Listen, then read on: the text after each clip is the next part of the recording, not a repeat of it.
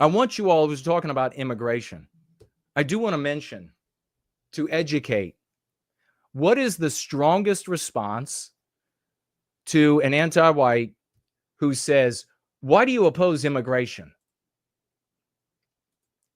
We teach you this in Go Free, the Go Free dialogic. The Go Free, it just means that you're going free of the anti-white narrative. It's not esoteric. It doesn't have to do with unseen energies. It is tangible. We're talking about going free of the anti-white narrative. What's the best response to that? Anti-white says, why do you oppose immigration? And of course, what they're talking about is non-white immigration. The most powerful response is, why do you object to keeping America white? Why do you object to keeping Italy white? Why do you object to keeping the UK white?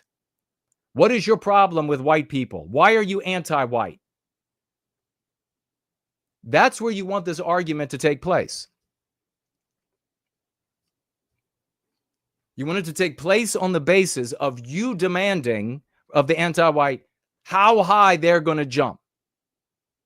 You don't want to have a conversation with inside the anti-white narrative. You don't want to talk about abstractions like jobs, for example. Do we have enough jobs for them? What does that do to the labor market? What will that do? Because all of that is regularly and has been defeated for generations, those arguments. In every single one of these arguments, the environment, etc., the economy, the what America is or what the UK is, all of these sorts of arguments are defeated by anti-whites on the basis of what?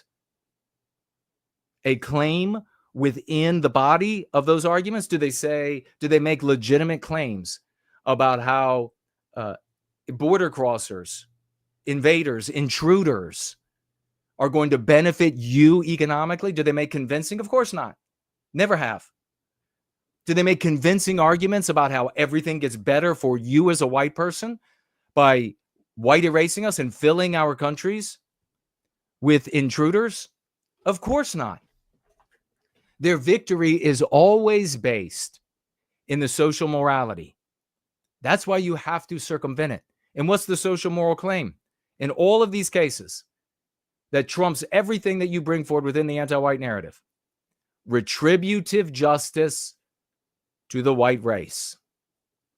In so many words, it boils to retributive justice. White race has harmed them, kept them down, exploited them, made their environments nasty. Whites are buying the drugs, and that's why there are drug lords. Whites like firearms because they like self-defense, and that's why the drug lords and these governments mistreat their citizens. That's why they have to flee and come here. We have to take care of them. On and on. So you need to reposition the argument outside of the anti-white narrative. Why are they opposed to keeping America white? Why are they opposed to keeping Canada Canadian? White, therefore. Make them say the ugly things. When they say, well, because white people are awful. So you victimize white children today for a claim of some bad behavior in the past. That's your excuse to victimize a white baby, maybe a white baby in the womb, maybe white babies in kindergarten. You have some good excuses to victimize white people, I see. I win every argument with anti-whites. And I brought these arguments to all of you because we all have to be winning in our circles of influence. So why are you opposed? And get back to me on using that with an anti-white. Do it in your own head, because we're all infected with anti-whiteism.